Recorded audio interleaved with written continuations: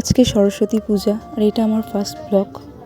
সকাল সকাল স্নান করে রেডি হয়ে বাড়ির কাছে পূজা ছিল, এখানে পূজা দিয়ে অঞ্জলি দিয়ে বেরিয়ে পড়েছিলাম মলিঘাটি বড় মায়ের কাছে যাওয়ার জন্য।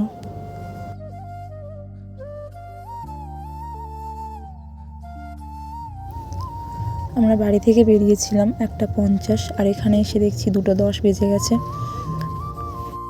দুপুর টাইম বলে অতটা ভিড় নেই, সকালবেলা প্রচুর ভিড় হয়েছিল। এই যে আমার ভাই আর ভাইয়ের ওয়াইফ এখানে দাঁড়িয়ে আছে আর ভাই পোজ দিচ্ছে। এই যে আমার ছেলে।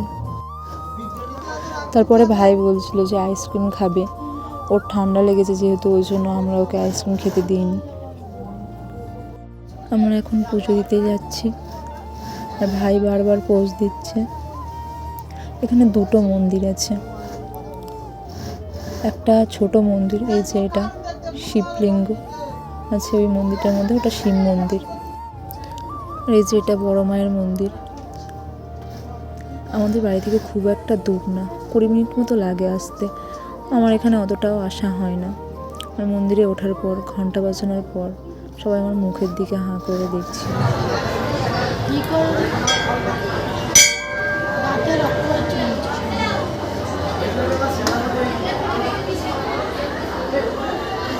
ঘন্টা বাজানোর পর সবাই মুখের দিকে দেখছিল এইভাবে তাকিয়ে।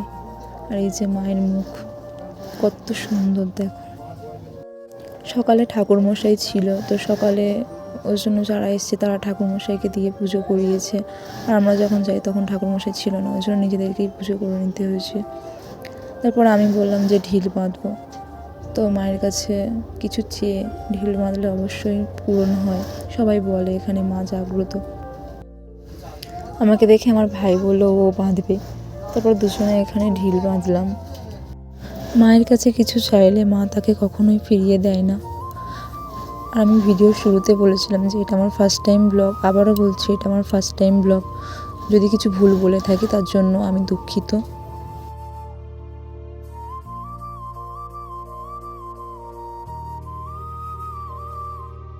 পুজো দেওয়া কমপ্লিট করে আমরা গেছিলাম খেতে।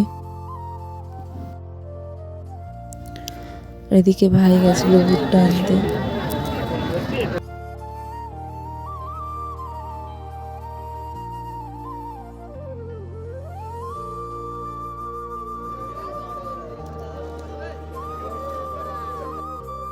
খাওয়া দাওয়া কমপ্লিট করে আমরা বেরিয়ে পড়েছিলাম বাড়িতে আসার জন্য। আর এখানে একটা দাদা আমি ভিডিও করছি দেখে হাই করছে। তারপরে এখান থেকে বেরিয়ে আসি বাড়িতে আসার জন্য। আর এখানে রিয়া পোজ দিচ্ছে।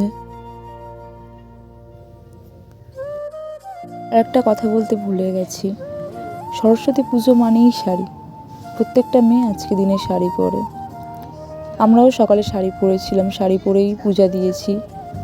মায়ের এখানে শাড়ি পরে আসার খুব ইচ্ছা ছিল, কিন্তু সেটা হয়নি বাইকের কারণে। মন্দিরে এসে দেখছিলাম সবাই শাড়ি পরেছে, শুধু আমরাই পরিনি। কেমন একটা খারাপ লাগছিল। বাড়িতে ফেরার সময় আমরা মেন রোড দিয়ে যাইনি, ভিতরের রাস্তা দিয়ে যাচ্ছি কুলপাড়ার জন্য। মন্দিরে যাওয়ার সময় অনেক ঠাকুর দেখেছি, সেগুলোর ভিডিও নেওয়া হয়নি, শুধু ফটো তুলেছিলাম। যেতে যেতে তোমাদেরকে একটা জিনিস দেখাই। এই যে দেখছো এই গাছগুলো, এগুলোকে আমাদের এইদিকে হোকল বলে। অনেকে এই গাছ দেখেছো, অনেকে আবার দেখোনি। এগুলো দিয়ে ছই বোনা হয়। যারা যারা দেখেছো কমেন্টে জানিও। কুল পাড়তে এসে রিয়া কি বলছে তোমাদেরকে শোনাবো, পারলে তোমরা ওর কাছ থেকে ট্রেনিং নিও।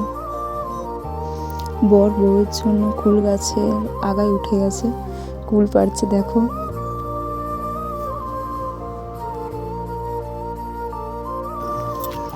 চুরি করে খাওয়া, কিনে খাওয়ার থেকে চুরি করে খাওয়ার মজাটাই আলাদা। এটাই হচ্ছে সবথেকে বড় কথা। চুরি করাটা বড় কথা নয়। ওইটা আমার দাম নেই। এখানে একটা বড় হলুদ হয়ে আছে, ওই একটা কি বড় হলুদ হয়ে আছে। কুল পাড়া শেষ, আমরা বাড়িতে যাচ্ছি। আমার গলাটা খুবই বাজে লাগছে, মোটা লাগছে। যাই হোক, ভিডিওটা কেমন লাগলো কমেন্টে জানিও, ভালো লাগলে লাইক কমেন্ট করো। আজকের মতো টাটা।